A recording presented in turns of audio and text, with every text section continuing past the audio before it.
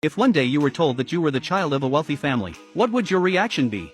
This girl couldn't believe it was true. She returned home, feeling uneasy. The wealthy lady had already come to pick her up, and when she saw her daughter return, she immediately hugged her and burst into tears. Daffy was stunned, unable to accept the truth, that her mother, who had raised her for over 20 years, was not her biological mother. She ran out. During a fire incident at a restaurant in the past, the foster mother saw a child crying in the midst of the flames, and she desperately rescued her. They searched everywhere for the child's parents, but couldn't find them, so they mistakenly thought she was an orphan. The birth mother couldn't understand or forgive, accusing it of being a kidnapping. The principal explained that the foster mother had tragically lost her own child, which affected her mental state. At that moment, the foster mother brought out the best thing she had at home, a cake given to her by someone else. Seeing this, the birth mother couldn't blame her anymore. Meanwhile, Daffy hid alone by the riverbank. The evening passed, and she even ignored Tim's phone calls. Tim had already developed feelings for Daffy. She occupied his mind completely, so he left a message, asking her to come to the World Cup Stadium tomorrow,